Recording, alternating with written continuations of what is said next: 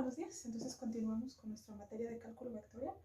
Se supone que hoy tendría mejor iluminación porque en los videos pasados les estaba haciendo exámenes de la vista, perdón. Es la inexperiencia. Entonces hay que continuar.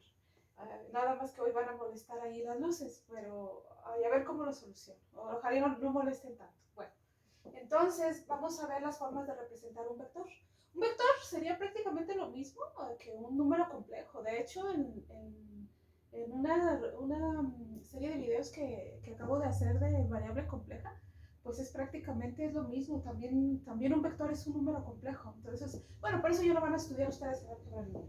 Formas de representar un vector. Aquí les puse, hay muchas maneras y estas son las maneras más usuales, más comunes, aunque la rectangular y la polar son las más usadas. Entonces, quise poner aquí la notación y acá la forma para que vean los tipos de notaciones ya aplicados, ¿verdad? Entonces, esta es la forma par ordenado o componentes rectangulares, son coordenadas precisamente. Puse que el vector v es igual a 3,4. Entonces, par ordenado, componentes rectangulares. Aquí puse una mayúscula con la flechita arriba, que también es una notación, es la forma polar. 30 grados con un ángulo de 45. Es la forma polar de representar un vector. Aquí puse otros dos. Bueno, estos son los mismos. El vector U se supone que son negritas o azulitas. Entonces es 3i más 4k. 2i más 3k más 5k. Un vector en el plano cartesiano y un vector en el espacio tridimensional. Este está en función de sus vectores base o de sus vectores unitarios, los que ya vimos en el video pasado. Y aquí está otra, que es en coordenadas geográficas, que sería, por ejemplo, aquí la magnitud. Aquí sería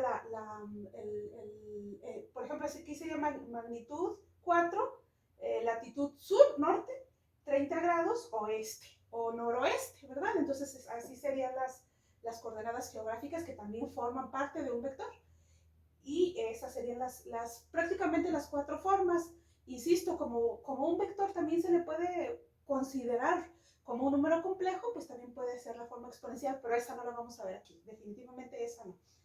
Bueno, entonces seguimos. Entonces, todo vector tiene un módulo, una magnitud, como ya les había dicho en los videos pasados. Entonces vamos a ver las conversiones entre formas. Las únicas dos conversiones que vamos a ver va a ser de rectangular a polar, o sea, estas que tenemos aquí, a esta y de esta a esa. De ahí se desprenden todas, ya la van a ver más adelante. Entonces va a ser conversiones entre formas. Para convertir de rectangular a polar, simple y sencillamente utilizamos el teorema de Pitágoras, así de fácil.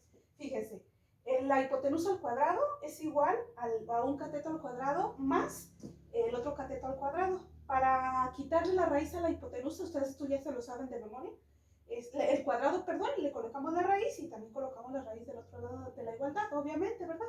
Ya nada más eliminamos raíz con cuadrado y ¿qué nos queda? La pura r con la raíz cuadrada del cateto al cuadrado más el otro cateto al cuadrado. Como estamos hablando de magnitud, debe de ser ahí positivo, entonces por eso le colocamos las barritas de valor absoluto, de esta manera. Entonces, de esta forma se hace la conversión de rectangular a polar, es decir, tenemos ahí nuestras componentes rectangulares, que en este caso serían estas, y ya nada más es ponerlas aquí para sacar la magnitud. Y esta es la fórmula para sacar el ángulo teta, beta, gamma, el que ustedes quieran utilizar, ahí la letra que ustedes quieran utilizar.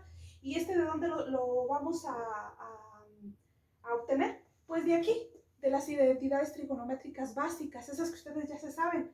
Tangente del ángulo es igual a cateto opuesto entre cateto adyacente.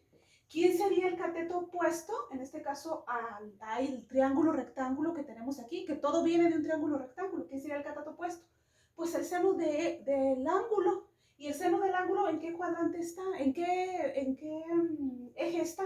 Pues en el eje de la Y. Siempre va a ser el seno del ángulo en el eje de la Y. Entonces, por eso puse Y ahí. Y entre el cateto adyacente, que el cateto adyacente al ángulo es obviamente que es la X, que está, el coseno del ángulo, perdón, que está en el eje de las X.